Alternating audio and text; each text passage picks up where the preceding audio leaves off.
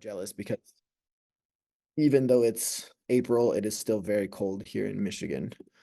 So feel free to tell us in the chat who you are and where you are as we get into things here. So by way of an overview, what we're hoping to get to today is very briefly, we'll kind of think about some recent work in the domain of connecting research and practice, especially in our field, particularly around the ideas of sort of what are our goals as researchers, what are our values, what responsibility, if any, do we have to communicate beyond research circles.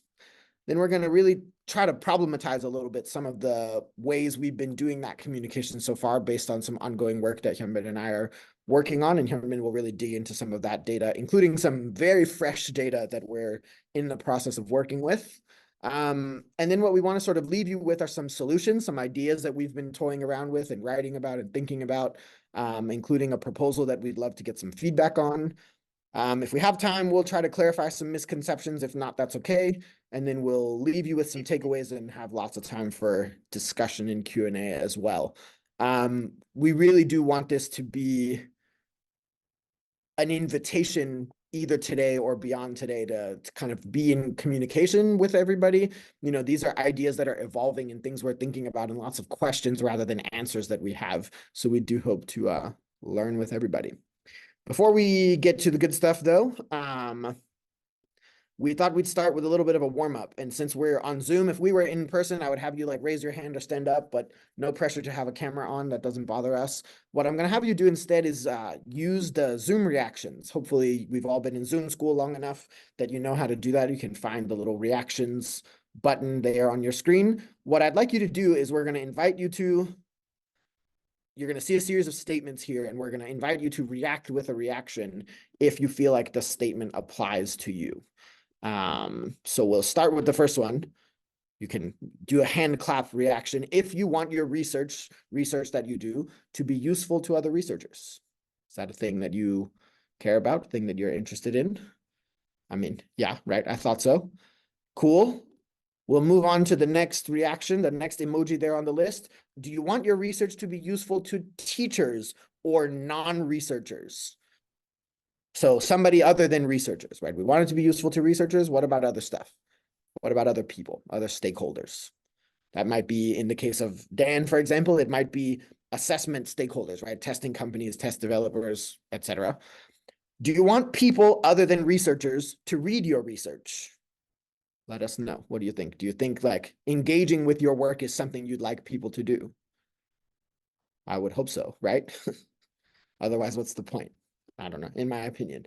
Do you think that your research is going to be able to help people, right, teachers or other stakeholders, non-researchers, make decisions about something that they care about? I kind of chose the wrong emoji for this a little bit, right? It's like laughing, which is like feels wrong, but it's just a reaction. It's just for funsies. Next question, second to last here. Do you publish research if you publish it, or do you aspire to publish research in venues which prioritize pedagogical implications? In this case, I think we chose the right emoji, Hyunbin, because I think for a lot of people, maybe they've never thought about it before. Maybe it's a little bit of a surprise to think about.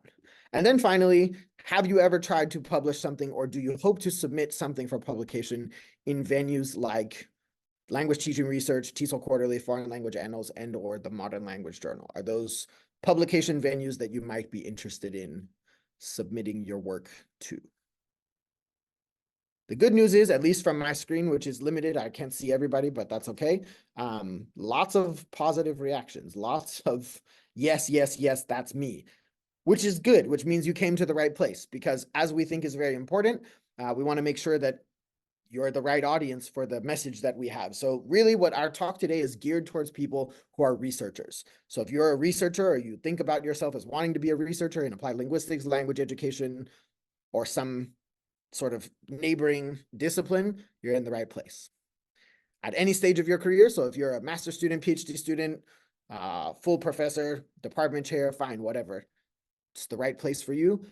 Because what we're sort of tacitly assuming here in this talk is that you are or you will be someone who writes about research, someone probably who presents research, someone who reviews other people's research, and maybe even someone who sort of collects, edits, and even gatekeeps other people's research. And if you're not a researcher, you're also welcome to be here, but you might not find the implications all that actionable for you. If you came here looking for how to teach languages better, that's not really what we're going to do today. We're really talking to the researcher part of your identity. So very quickly, very broadly, there's been sort of this interest in our field, a much longer standing interest in medicine and education, in whether or not research has practical value outside of being research, right? Whether or not it can be informative and be useful and also be communicated effectively to quote unquote practitioners, right? Sort of broadly construed. And sort of scientific theorists think of research as falling into different categories. We can debate the categories another time, but basically the idea that you're looking to understand how something works, and perhaps you care about whether or not these findings are applicable to practice beyond kind of theory or method. So, sort of in these different quadrants, we have what you might call pure basic research. You might have pure applied research. And then you have what other people have called use-inspired basic research. And then this other category that I don't actually think exists. Hyunbin and I really work in this quadrant, this research whose goal is designed to have broader implications, including implications not just for theory, for research, but also for practice. And sort of that's the space that we work in. So that's kind of where we're coming from and who we're thinking about in terms of the audience for this conversation. So some questions we're going to invite you to think about as we spend some time together here this afternoon, or this morning for some of you, is who are you doing research for, right? Who's it for? Is it for yourself? Is it for other researchers? For other people beyond the research community? How relevant is the research that you do, that we do, that I do for people beyond the research community? How do we communicate our research, right? In what places do we publish our research broadly? And then how informative is our research to the audiences that we hope it reaches, right? All of you sort of agreed that you hope your research reaches beyond just our community of researchers here. How helpful is that stuff? I don't know. We think it's interesting to think about, at least. Sort of super broadly in terms of the scholarship, so far we know that in language education specifically, teachers' engagement with research is highly variable, right? Inconsistent. We also know that research, for a variety of reasons, is very inaccessible to teachers in terms of cost, amount of time it takes to consume, the density and sort of over-jargonification of research. That's a jargon term for you. We also know from some really fantastic research by Hyunbin recently that when you compare research external barriers like cost, we have some back, there we go, that it's actually the research internal barriers that seem to be the bigger challenge for many practitioners. And so in thinking about all of this stuff, Hyunbin and I sort of are staunchly in agreement with recent calls in our field that if we want to improve quote unquote practice or the relationship we researchers have with practitioners, it is our job, it is our obligation to take on that responsibility. So this is kind of the backdrop of all of the work we've been doing. And so Hyunbin and I, over the last two years or so, sort of sat down and thought about how do we researchers make our findings accessible to stakeholders? How do we communicate to practitioners? And the practitioner context Hyunbin and I are most interested in is teaching and teacher education, although we are more and more confident that sort of our findings are broadly true. But one thing we do when we're trying to communicate with pedagogically oriented audiences is we researchers include, by desire or by obligation, what we have come to sort of call pedagogical implications. And so what we've been doing recently is digging into journals in our field.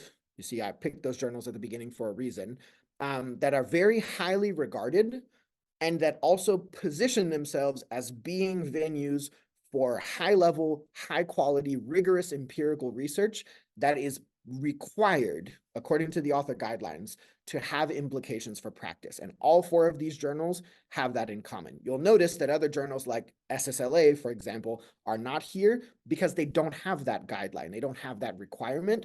They would fall what we might think of as basic sort of fundamental research without so much the consideration for use, perhaps.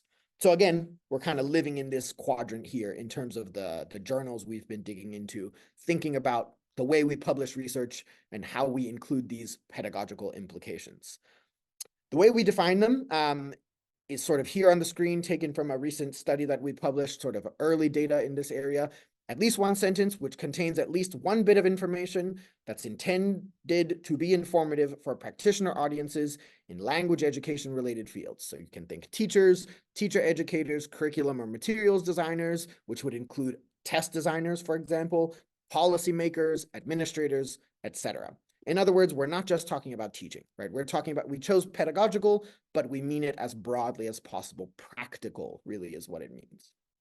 So I'm going to stop here and turn it over to Hyunbin, who will tell you about sort of the problem that we found and some data that we've been collecting to really dig into this problem. Hyunbin, all yours. Man, I think it is your part still. Is it? Oh, yeah. not mine. Yeah. Oh, you're right. Sorry, yeah. I'm going to tell you about the data, and then Hyunbin's going to tell you about stuff. Forgot. Okay, so from those journals that I just showed you, Language Teaching Research, TESOL Quarterly, Foreign Language Annals, and Modern Language Journal, what we did recently is we took all of the empirical studies that they published across sort of the last 15 or so years, looking at 4 years, a little bit arbitrary, we can talk about that later.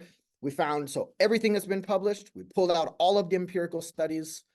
Notice that there's a trend of kind of increasing study quantity over time. We'll talk about that more later. We took a stratified random sample where we maintained the proportion of quantitative, qualitative, and mixed methods research. And then we coded all of these studies. So we had 121 studies with 212 pedagogical implications. We coded them for a bunch of stuff. And we're not going to get into the details of the coding process here because you can read it in other places. But basically, 3 things that we want to highlight that we'll share some data about. We coded whether or not each of these studies mentions whether or not they include pedagogical implications in their abstract. We also coded how easy or hard it is to find the pedagogical implications when you sort of skim through a paper. And again, all of this is available online, so we won't go into the details. We're happy to share the study if you don't have access. And then sort of most interestingly to us, we coded for informativeness, and we came up with a scale that we have sort of a rubric for that we can share. But basically, we were asking ourselves, when we researchers include these implications, can people read the implications section and actually know what to do? And unfortunately, what we found is that really often the implications look something like this. This is a mock-up, but basically is the idea. Teachers should remember that working memory is key for vocabulary learning. What does that mean? What does it mean to remember this? What does working memory have to do with vocabulary learning? What even is working memory, right? How is it key? Sort of, this is the implication, but what does it tell me as a practitioner? What am I supposed to do with this information, right? So we coded all of these studies, and the picture is not pretty, I have to say. So now, just kidding before, I will actually turn it over to Hyunbin and let him show you all of the evidence.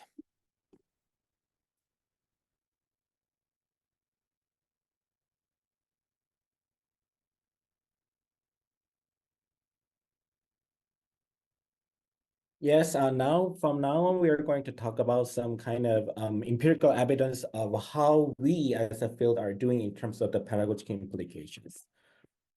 So this is a graph about the number of pedagogical implications per article by year. And as you can see, overall, there is no significant pattern difference across the years. But if you look at the bottom of this graph, you can see that every year, there are studies that did not provide pedagogical implications at all.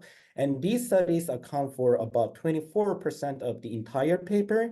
And we might wonder why these kind of things happen, given that the author guidelines of the 4 pedagogy-oriented journals all explicitly require implications for practice. And how are pedagogical implications signaled in the abstract? So if you look at the bar graph, about 38% of the studies actually signal the presence of pedagogical implications in the abstract, and they indeed provide pedagogical implications in main text. So in this case, we think this is optimal and an example of how we should signal pedagogical implication in the abstract. How about this? So about the 40% of the of the studies did not signal the presence of pedagogical implication in the abstract, but they are actually in the main text. And this could be a little problem because there is a possibility that pedagogical implication can be overlooked by readers. So, but we can fix it pretty easily by simply adding 4 more words in the abstract. Pedagogical implications are discussed. How about this one? However, these 20% and plus cases could be a real problem. If you look at the first bar graph, about the 14% of the studies has nothing to do with pedagogical implications. So again, why this a lot from the beginning? And if you look at the third bar graph, about 8% of the studies was identified as a false alarm cases where the presence of the pedagogical implications were signaled in the abstract, but there were no actual pedagogical implications in the main text. So we think these false alarm cases should be avoided at all costs. How about prominence? How easy to find the pedagogical implication in main text? Unfortunately, about 50% of the studies demonstrate very low screen quality, which means that it would be very difficult to find and locate a pedagogical implication in main text unless a paper is read very carefully. This is about the graph about the informativeness. If you can remember the scale of the informativeness score, score 3 is a clear direction, which is a minimal threshold for a pedagogical implication to be informative. And you can see a horizontal line crossing the score 3. And you can see a general trend that most of the pedagogical implications are actually below this threshold. And these findings indicate that despite increase in the number of the publication over the decades in our field, we don't have any clear evidence for the real impact of a research on L2 pedagogy and practice. So this is the summary of our findings. So we found no significant improvement in informativeness over time, and we built a statistical model to confirm these descriptive findings. As you can see, 94% of the variance in informativeness was explained by random effects, indicating highly idiosyncratic nature of informativeness in pedagogical implications. We also found some correlations between informativeness and some PI indices. We found a small correlation between PI length, the amount of a text written for PI, and its actual informativeness. And we found a median correlation between PI prominence and informativeness. So it is a kind of natural because the more intentional the author is to make PI explicit, and the more likely the author care about pedagogical implications. So finally, we also report some problematic cases that PIs are communicated to practitioners. So far we have been focusing on some 4 pedagogy-oriented journals, and at this moment you might be curious about other journals. So a couple of days ago, Matt and I came across a random Facebook post written by a language teacher, and this teacher was looking for a kind of research evidence on the ways technology can be effectively used for better L2 learning. So when we saw this comment, we smiled because we are actually doing a project that can answer these questions. And adding to this question, we go further by asking questions like whether technology and research is helpful for practitioners, and whether technology research is right for making impact on L2 pedagogy. So in our project, we focus on 4 major technology journals in our field: computer-assisted language learning, Recall, Calico, and NLP. So particularly, we are interested in technology-mediated L2 instruction research because we think that We know that there are of a wide range of the topics in ISLA, like motivation, attitude, or something like that. But ultimately, teachers might be interested in knowing whether their students' language ability actually improved or not. So we decided to focus on L2 instruction research.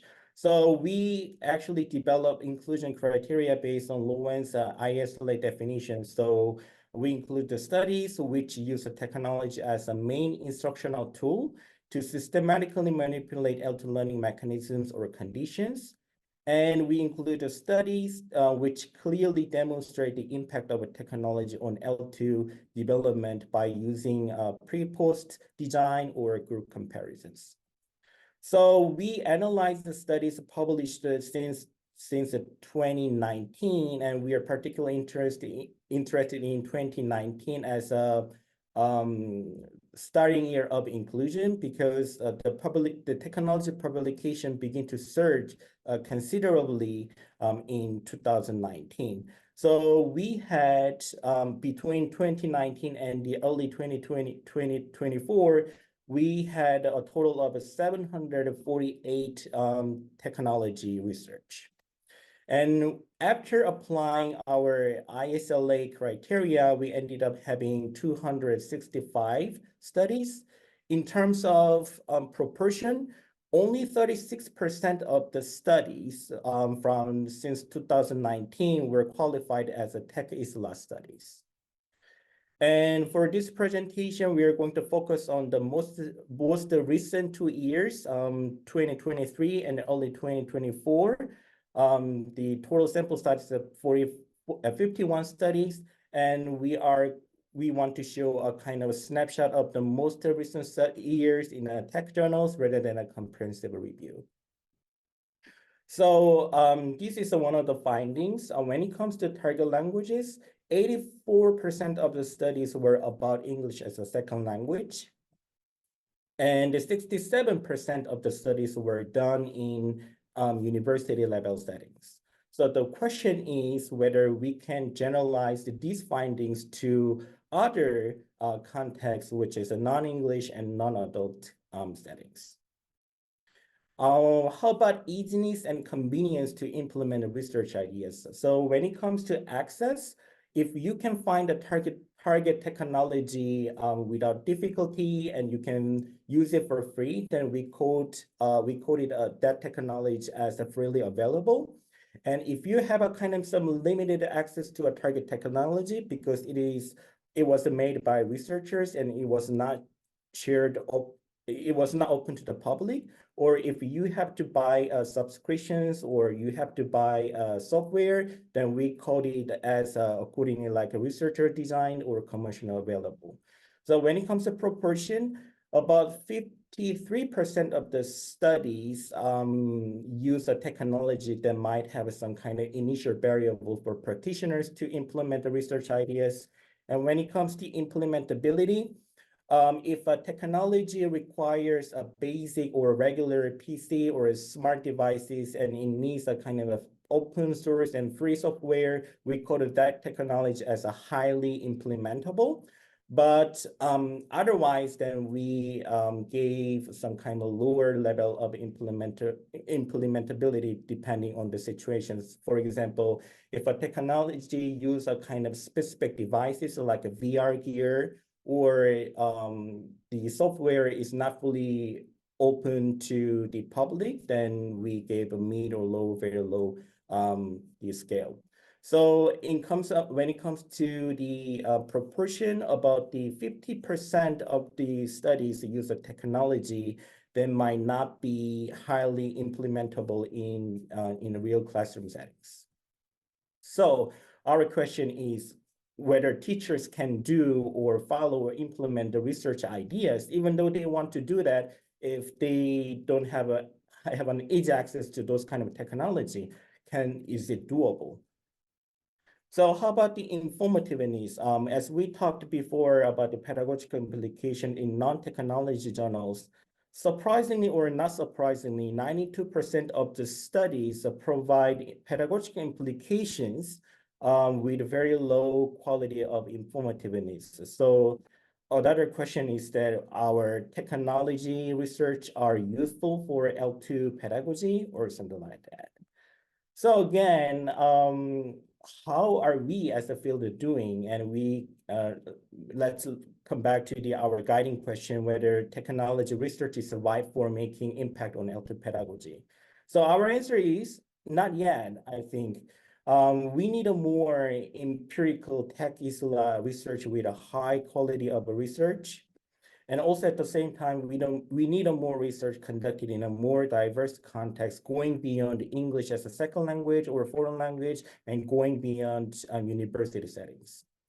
And also we need to provide a better pedagogical implication for practitioners based on our discussions on what pedagogical implications are beneficial for practitioners.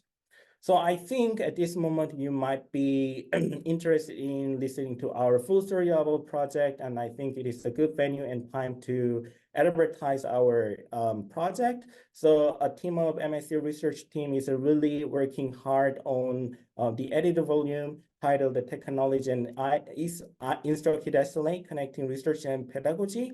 And we are very proud of this project, which feature a dual focus on research and pedagogy. So we are going to provide a very actual and potential use of the technology scenario for practitioners. So please stay tuned. It will come out in early 2025. And Matt will continue this conversation, suggesting some solutions to this problem. Thanks, Hyunbin. Yeah, we've been hard at work and we're really excited. And the truth is, Hyunbin and I have really been doing some sort of some soul searching. Honestly, recently, it's kind of Masatoshi Sato's fault. I know he's here, and he kind of asked the field when we were there at AAAL last year, sort of what happened to us. We all used to be language teachers, and don't we care about this stuff? And it really kind of caused some existential dread for us, in a good way, in a way that it really motivated and continues to motivate the questions we're asking. The idea is not to blame anybody. The idea is truly, Hyunbin and I really feel like we, the two of us, and we as a field, we're doing our best. And perhaps given all of the constraints that we have, all of the goals we're trying to meet, and the tensions that Masatoshi himself talked about in the plenary and the subsequent publication, we're not saying this stuff is easy.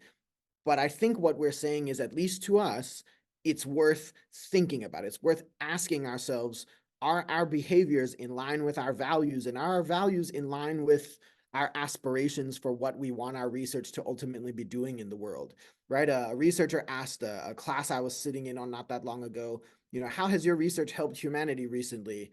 And I thought, I wrote it down and put it up on my wall, and I hope that that's a question I'll continue to ask myself my whole career. But what Hyunbin and I are not interested in doing is just pointing out problems, right? We had this sort of intuitive sense that and frustration as teachers ourselves who engaged regularly with research, that it was, even as hard as we worked to sort of look for new ideas and find inspiration and make sense of our own experience using research as a tool, not the tool, but a tool, we sort of developed this frustration. And so we dove in when we collided together here at MSU to sort of document our experience and our intuition systematically, looking at research in the field that we care this much about. But really, the direction we're trying to move in is not that we have all the answers, it's that we have a lot of questions, and we're reflecting together with all of you as well, and inviting the field to reflect on sort of what we're doing and what we value.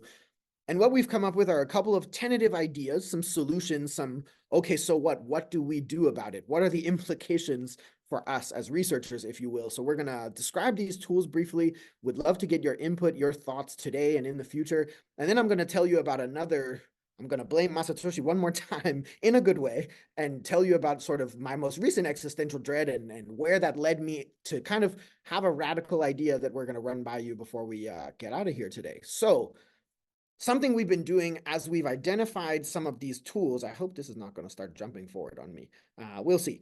As we've identified these implications, you probably saw from the graphs that Hyunbin presented, it's not all bad, right? There are some implications in all of the journals we've dug into so far that we coded as highly informative. So something we've been doing slowly but surely is systematically digging into these really informative implications using genre analysis to identify sort of what are the recurring features. What do highly informative pedagogical implications seem to do over and over and over again? And this is tentative early findings. We still have quite a ways to go before we're ready to share the full data. But what we've come up with here, what you'll see is that the implications, so there's usually a signal, right? Implications are something. They explain what the implication is, provide at least one, if not more than one example, and often do some other stuff. There's often some note somewhere in the implication about what the context, in what context or for what group this is relevant. And often, though not always, there are discussions of resources. You know, if you want to do this, here's a tool you might be able to use, though. Is it free or not? Depends, and that's what Hyunmin was just talking about. And also the benefits are described. This is very tentative, but based on this, what we're sort of throwing out as some early tools, I'll get to the tools in a second. We have an example. This is an example of a good level 4, highly informative implication. Not only is it highly informative, it's also highly findable, right? You see that this is from Qi et al. In Recall earlier this past year. Easy to find because it's explicitly signaled. These are the pedagogical implications. You can't miss it.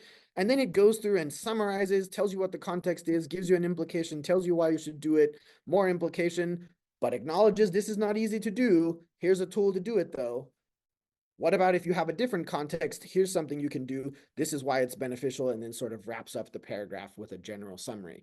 Again, we're digging in. This is early data, but we are encouraged to see examples in the literature of well-constructed, well-thought-out, actionable pedagogical implications, which is exciting to us, right? It's not all doom and gloom.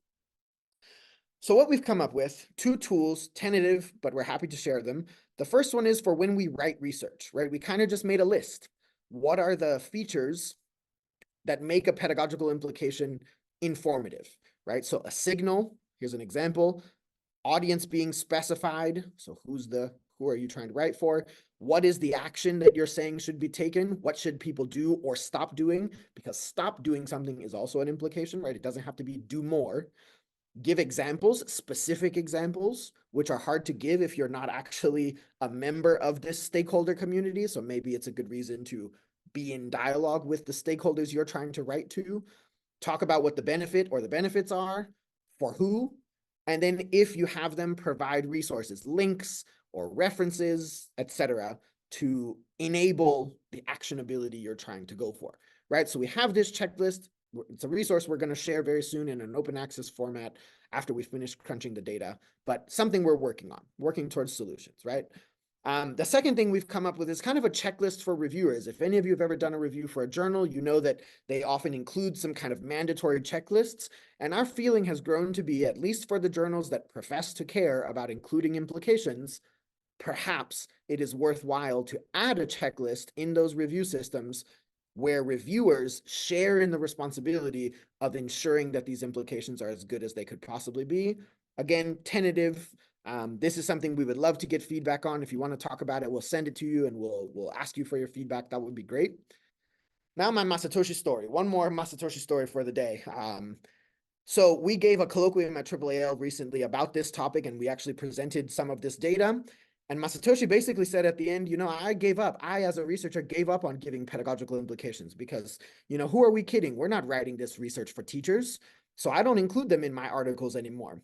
And at the time I sort of thought, ouch, like way to, you know, throw away all of my research that we've been doing, Hyunmin and I working hard. But actually, the more I thought about it, as I digested and took that feedback in from someone, a mentor that I admire a lot, I thought, you actually are thinking exactly the same thing that we're thinking.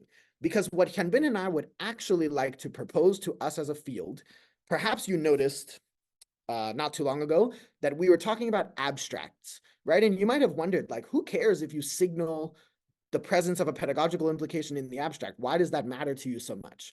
Well, in the world of unopen science, which we live in, of closed science, if you will, the abstract is the only thing that people who don't have free access to research have free access to. The abstract is the only thing in front of the paywall. So if a teacher is going to take the time out of their day, a teacher, a stakeholder, a test designer, whatever, is going to take the time and resources out of their day to either buy a research article or other related publication, or reach out to the researchers who did the work to try to get access to the article, the only piece of information they have to reliably go on is what's in the abstract, right? So given that that's true, what Hyunbin and I are actually proposing, should we improve pedagogical implications in research articles? Yes, we think so. But what we actually would like to see is the field and the journals that profess to care about pedagogical implications adding a second abstract in front of the paywall, which includes the pedagogical implications that we profess to care about so much. And you might be thinking, wait a minute, how could we ever, how can we add more abstracts? I have evidence for you that we can do just that. Here's an example from the Annual Review of Applied Linguistics in 2 varieties of English, right? 1 abstract, 2 different varieties of English. Here's an example from Language Assessment Quarterly in 3 languages. Abstract, right? The digital space is unlimited. In print, maybe not, but I actually don't think it's a big ask in print either. Here's an example from Foreign Language Annals, where in addition to the abstract, Foreign Language Annals now requires a very short, why does this matter summary of the impetus for the research, sort of what is the challenge you're trying to meet, again, in front of the paywall. Here, this one's from Assessing Writing. It's a little bit shorter than I would hope to see, right? But it's sort of the highlight reel of the article. Again, in front of the paywall. This one is related more to sort of the whole research article, not pedagogical. None of these are pedagogical in nature, mind you. And here is a publication from Medicine in which you had to include 250 words in 3 different abstract prompts, which are all in front of the paywall. So what Hyunbin and I think, have come to propose is why is the structure of pedagogical implications we hope to offer to the field as perhaps informative. Sure, we should go for open science and we should have all of our articles be free for everybody to read, and the implications in those articles should be robust and actionable. But in the meantime, we can also put our resources where our aspirations are and put this stuff in front of the paywall, so we don't have to worry about, do people have access to the article, because they could have access to the takeaway. Yeah, these are some thoughts we've had. And because we believe in intellectual humility, that abstract that I just showed you is from one of my own, the first piece of research I ever published. And the honest truth is, knowing what I know now, I would give this implication a very low score.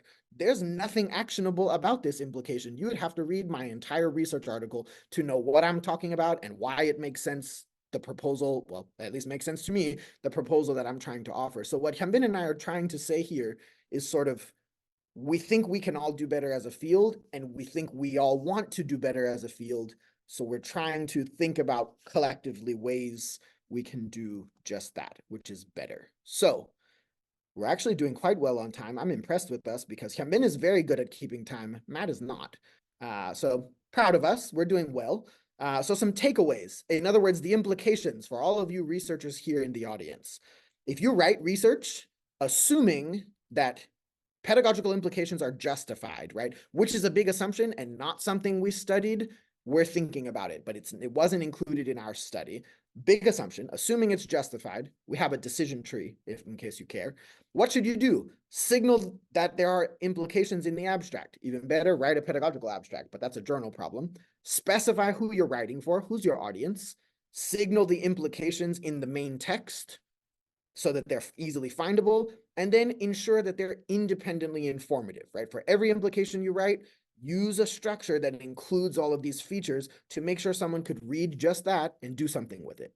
And mirroring that, I don't know why the animation is freaking out a little bit, apologies. Mirroring the writing, right? Because we have collective responsibility in science. It's not just the researcher's job, the writer's job. It's our job as editors and peers, reviewers also.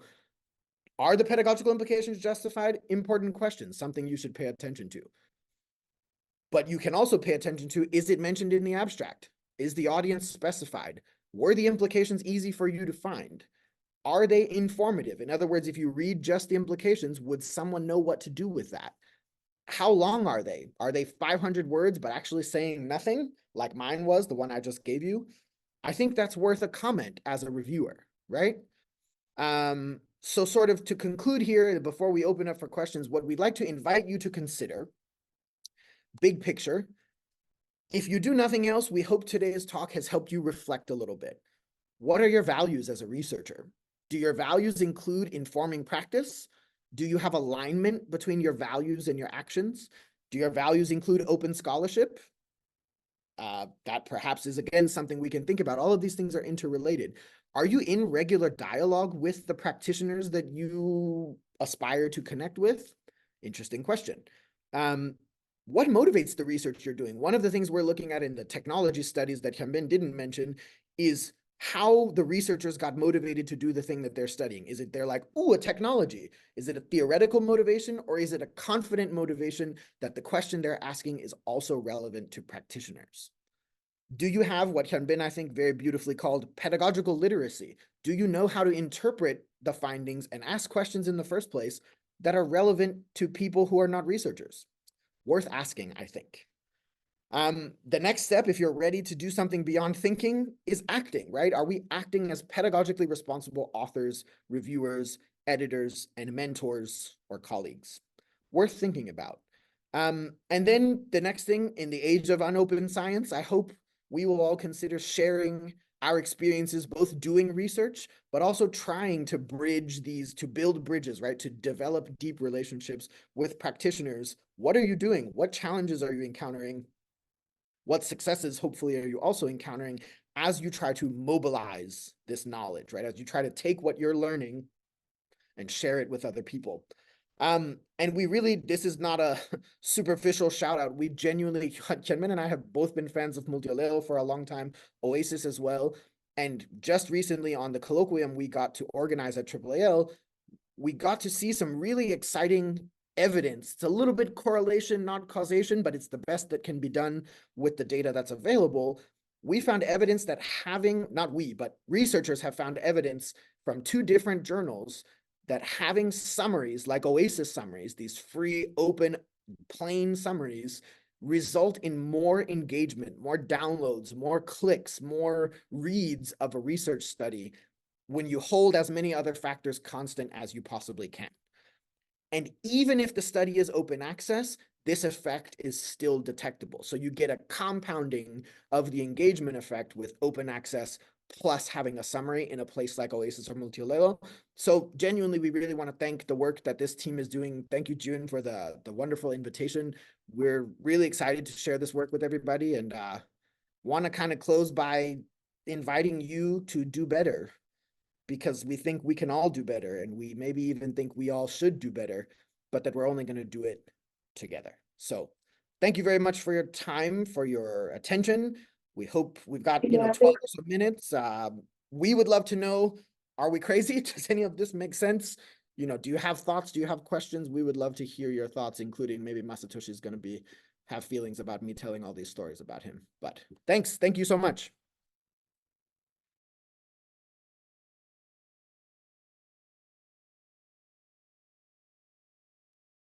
Okay, now we can open up the floor to the audience. So please, if you have any questions, you can unmute yourself, or you can leave it on the chat. Thank you. Thank you for the great talk. It was amazing. Thanks. And just to respond to Serge's comment there in the chat, Serge, it's great to be in the same space as you. We're excited about the book. Serge is a contributor in our book. Yeah, agreed. The longer structured abstracts have benefit, and why not have one about implications if that's a thing we actually care about? So it means a lot that that resonated with you. Thank you. Thank you for sharing, and other people, judging by emojis.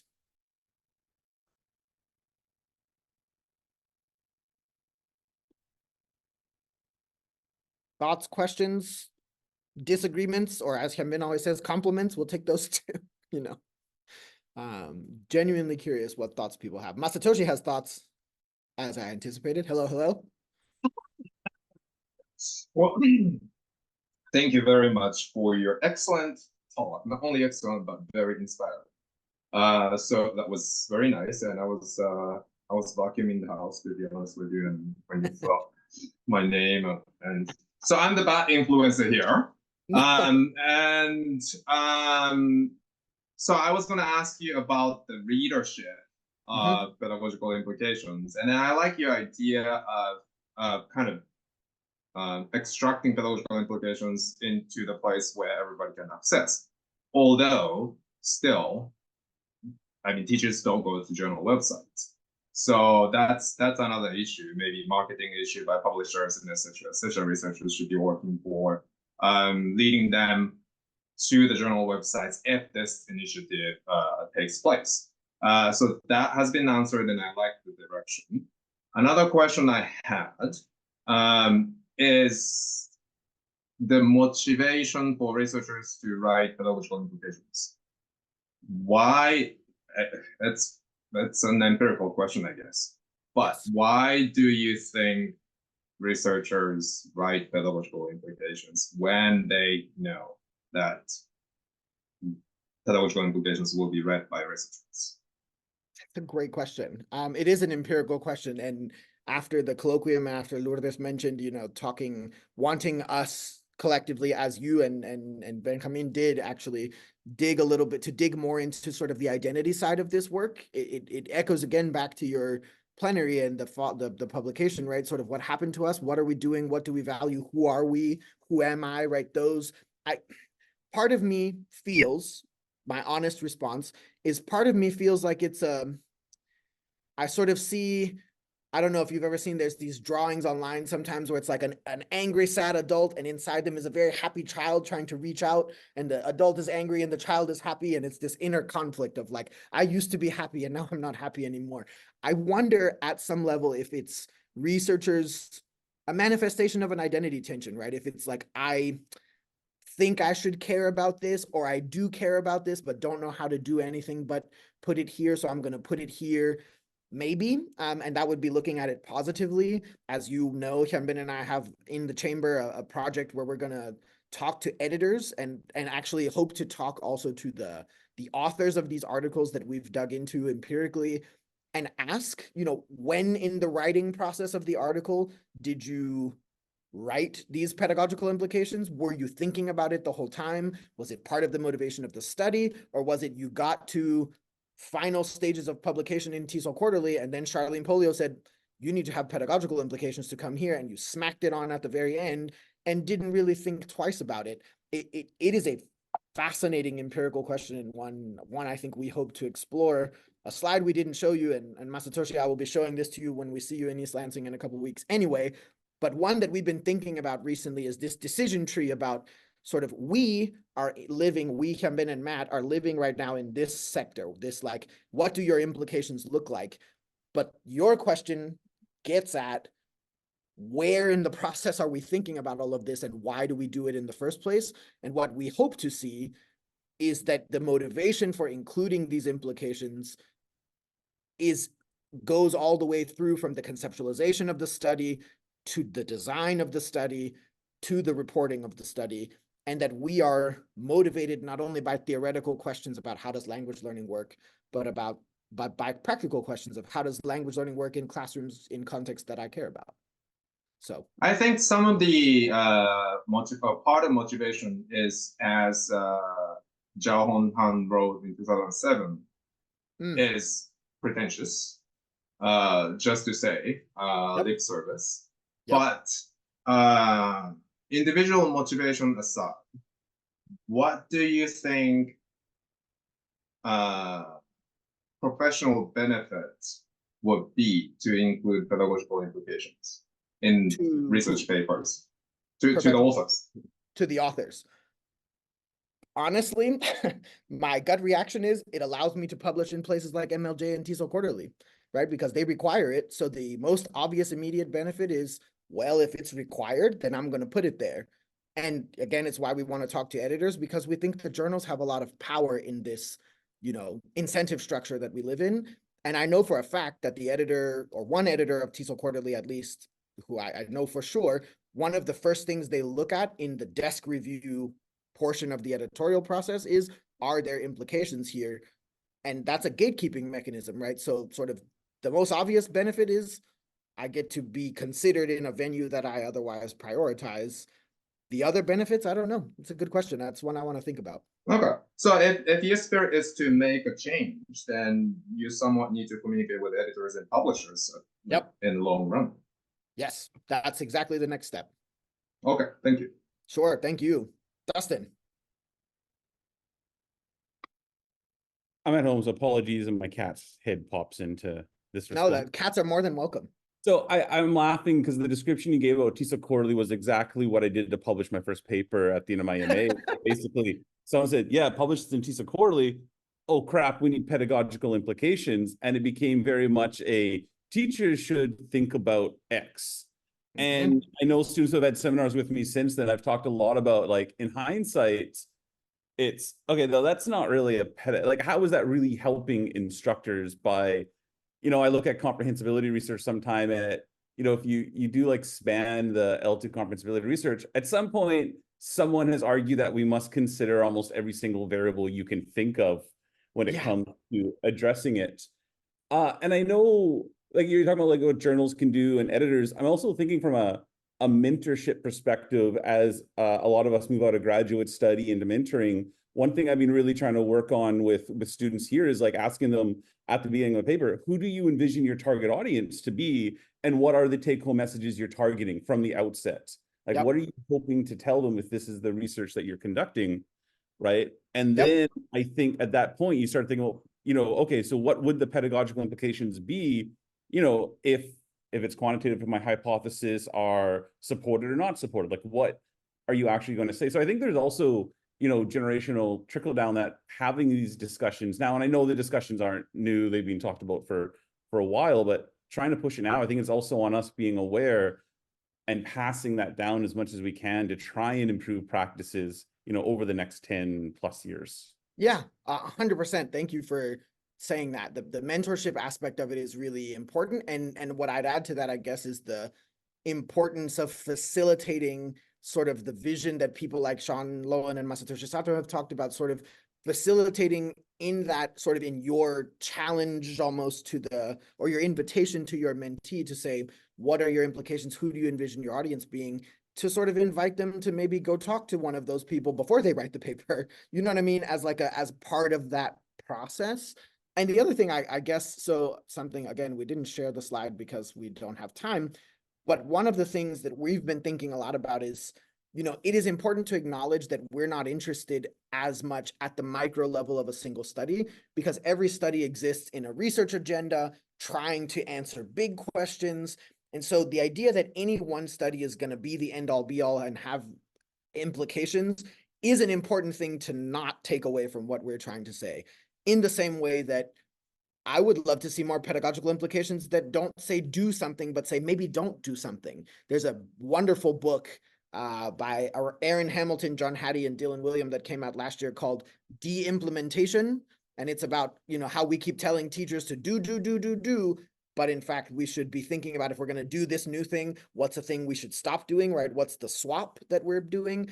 And one of the things we're looking at in these implications is what you said, Dustin. They always say things like teachers should blah, blah, blah, and it's always add something else. Well, you can't take all of those 19,000 comprehensibility variables into account. So like, thanks for nothing, but it sort of, this is going to be less effective. This is going to be less efficient.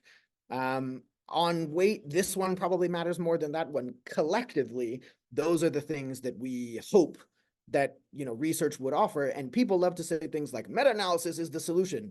Meta-analysis is only as good as its component studies, though. And meta-analyses don't do a good job at pedagogical implications either, by my impressionistic judgment. So it is complicated, and we certainly don't want to intimate that like one study has to have implications and that's the make or break. But we do think that it's worth asking ourselves sort of collectively as a field, what are we all doing? And are the data, are the values reflected in the data in line with the values we actually hold? Worth thinking about, we think. I think we're out of time. I don't want to keep people beyond the time that they want to be here. But Josiah, wow, thank you for that. I'm gonna keep that comment here. And if people have thoughts, questions, challenges, disagreements, grievances, we really do genuinely welcome these conversations and hope that people will reach out. We'd love to talk more about it. Yeah, we could talk about this all week. So thank you very much.